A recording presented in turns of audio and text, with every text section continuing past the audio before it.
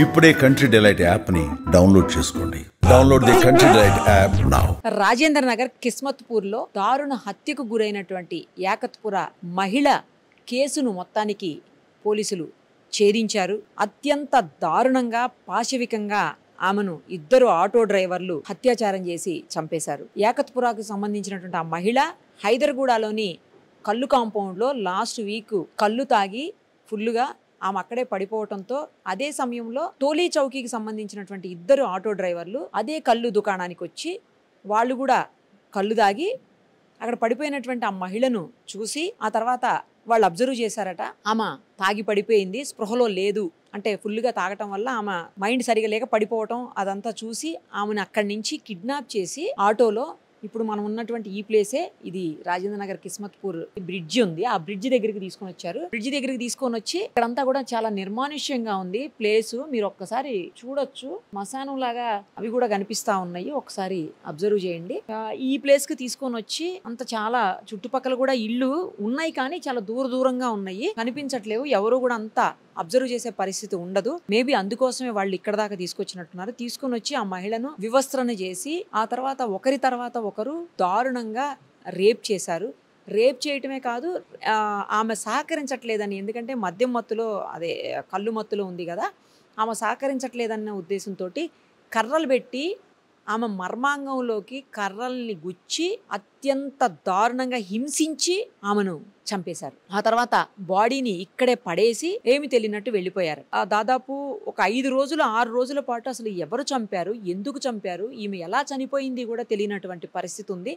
ఆ తర్వాత పోలీసులు పకడ్బందీగా మొత్తం నాంపల్లి నుంచి హైదర్గూడ వరకు మొత్తం సీసీ కెమెరాలన్నీ తీసి ఫుటేజ్ మొత్తం పరిశీలించి ఆ తర్వాత ఆ ఆటోలు ఎటుపోతున్నాయి ఏంటి, ఆమెను ఎక్కించుకున్న తర్వాత ఎటు వెళ్ళారు అని చూసి అక్కడి నుంచి వాళ్ళు ఇప్పుడు మనం ఉన్నటువంటి కిస్మత్పుర బ్రిడ్జి దగ్గరికి రావటం గమనించి అందులో మొత్తం సీసీటీవీ ఫుటేజ్ అంతా తీసిన తర్వాత పోలీసులకు క్లియర్గా క్లారిటీగా ఎవరు చంపారు, ఎలా చంపారు అనేది బయటకు వచ్చి మొత్తానికి ఎస్ఓటి పోలీసులు హంతకులిద్దరిని కూడా అరెస్ట్ చేశారు. ఇది లాస్ట్ మొన్న ఆదివారం కాక ముందు ఆదివారం జరిగినటువంటి ఘటన.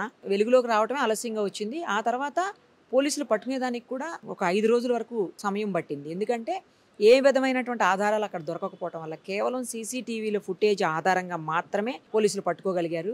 ఇక్కడ 2-3 విషయాలు మనం మాట్లాడవలసిన అవసరం ఉంది. ఏంటంటే ఒకటి, ఆ టైంలో మహిళ ఎందుకు బయటికి రావాలి, వచ్చినా డే టైమే వచ్చినా తాగటం అనేది ఇక్కడ ఆలోచించాల్సిన విషయము. తాగినా అంత ఫుల్గా తాగటము, అక్కడే పడిపోవటము అంటే ఆమెకు ఏం చేస్తున్నానో కూడా తెలియనటువంటి పరిస్థితి ఒకటైతే. అదే సమయంలో అక్కడే ఉన్నటువంటి ఎవరైతే ఈ ఆటో డ్రైవర్లు ఇద్దరు ఉన్నారో వాళ్ళది గమనించి అడ్వాంటేజ్ తీసుకొని ఆమెని బలవంతంగా ఆటోలో తీసుకొని వచ్చి స్పృహలో లేనటువంటి వ్యక్తిని ఇక్కడికి తీసుకొని వచ్చి చేయటం, అత్యాచారం చేయటం. ఆ అత్యాచారం కూడా అత్యంత పాశవికంగా దారుణంగా. ఆమె సహకరించట్లేదండి, ఎందుకంటే ఆమె మద్యం మత్తులో ఉంది, పైగా ఆమెకి ఏం తెలియని పరిస్థితి ఉండుండొచ్చు ఆ టైంలో. అయినా వేరే వాళ్ళు ఆమెకు ఎంతో కొంత అయితే అర్థమవుతూ ఉండకూడొచ్చు, చెప్పలేము అది కూడాను. సో సహకరించట్లేదన్న రీజన్ తోటి కర్రలు తీసుకొని ఆమె మర్మాంగాల్లోకి గుచ్చి పొడిచి చంపారు. అంటే ఎంత ఘోరమైన మనుషులు తయారవుతున్నారు ప్రపంచంలో. అసలు మీరు మనుషులేనా? అసలు మానవత్వం కొంచెమైనా ఉందా మనుషుల్లో? అంత దారుణంగా కసిగా చంపాల్సినంత అవసరం ఏముంది అసలు? తర్వాత ఏం జరుగుతుంది? మీరు, మీ కుటుంబాలు, మీ జీవితాలు అన్ని నాశనం అవుతాయి. అది ఎందుకు మీరు ఆలోచించలేకపోతున్నారు? ఆలోచించలేకపోయారు ఆ రోజు. ఆమె కుటుంబము, ఆమె పిల్లలు, భర్త, తల్లిదండ్రులు అందరు ఇట్లా బాధపడేటువంటి పరిస్థితులు ఉంటాయి. సేమ్ టైము ఎవరైతే అంతకులు ఉన్నారో వాళ్ళ కుటుంబ సభ్యులు కావచ్చు, వాళ్ళ పిల్లలు కావచ్చు, వాళ్ళ భార్యలు కావచ్చు, వాళ్ళ తల్లిదండ్రులు కావచ్చు, అందరూ కూడా ఇబ్బంది పడాలి కొన్ని సంవత్సరాల పాటు. ఎందుకు ఇంత కర్కశంగా పాశవికంగా ప్రవర్తిస్తున్నారు అసలు మనుషులు? ఇంకొకటి, తప్పు చేసే ప్రతి ఒక్కళ్ళు బాగా గుర్తుపెట్టుకోవాల్సిన విషయం ఏంటంటే మీరు పోలీసులకి, చట్టానికి ఖచ్చితంగా దొరుకుతారు. పోలీసుల నుంచి, చట్టం నుంచి తప్పించుకోలేరు. ఆ విషయాన్ని బాగా అర్థం చేసుకోండి. అయిన తర్వాత శిక్షలు చాలా కఠినంగా ఉంటాయి. లేట్ అవ్వచ్చేమో కానీ కఠినమైన శిక్షలు అయితే అమలవుతాయి. చట్టం చాలా సీరియస్గా ఉంటుంది. ఇవాళ రేపంతా కూడా చాలా టెక్నాలజీ పెరిగిపోయింది. ప్రతి చోట కూడా సీసీ కెమెరాలు ఉన్నాయి. అసలు ఎక్కడ సీసీ కెమెరాలు ఉన్నాయి, ఎక్కడ లేవో కూడా ఎవ్వరికీ తెలీదు. అంతలాగా మొత్తం సిటీ అనే కాదు, అసలు ప్రతి చోట కూడా సీసీ కెమెరాలు ఉన్నాయి. ఈవెన్ పల్లెటూళ్ళలో కూడా ఇప్పుడు సీసీ కెమెరాలు ఉన్నాయి. సో ఆ సీసీ కెమెరాల్లో ఎలా అయినా మీరు దొరికిపోతారు. సో తప్పు చెయ్యటానికి ముందే అన్నీ ఆలోచించుకోండి.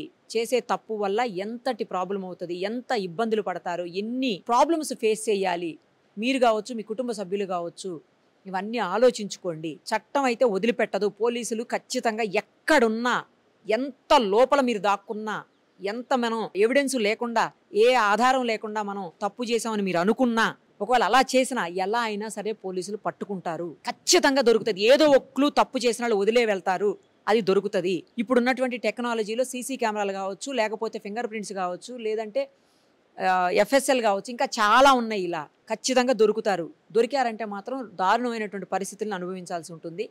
సో తప్పు చెయ్యకండి, దారుణమైన తప్పులు అసలు చేయకండి. ఏం చేస్తున్నారో ఏంటో తెలివితో ఆలోచించుకొని, తాగిన మైకంలో తెలియకపోయినా సరే కనీసం ఎవరు ఏంటి ఎక్కడికి వెళ్తున్నాం ఇవన్నా తెలుస్తాయి కదా. కానీ ఎంత క్రూరం అంటే, ఎంత ఘోరం అంటే, మహిళను అత్యంత ఘోరంగా దారుణంగా చంపి పడేస్తే ఇక్కడ ఇదే ప్లేస్లో పడేశారు. ఎటు పోతుంది ప్రపంచం, ఏమవుతుందో ఏం అర్థం కావట్లేదు. అసలు మీ లైఫ్ స్పాయిల్ అయిపోతుంది, మీ ఇన్కమ్ ఆగిపోతుంది, ఫ్యామిలీ అంతా నాశనం అయిపోతుంది. ఇవన్నీ ఆలోచించుకోండి దయచేసి ఏదన్నా చేసే ముందు తప్పు. లేదంటే మాత్రం ఖచ్చితంగా కఠినమైన శిక్షలు అనుభవించాల్సి వస్తుంది. సుమన్ టీవీలో మీ పర్సనల్ అండ్ బిజినెస్ ప్రమోషన్స్ కోసం కింది నెంబర్కి కాంటాక్ట్ చేయండి.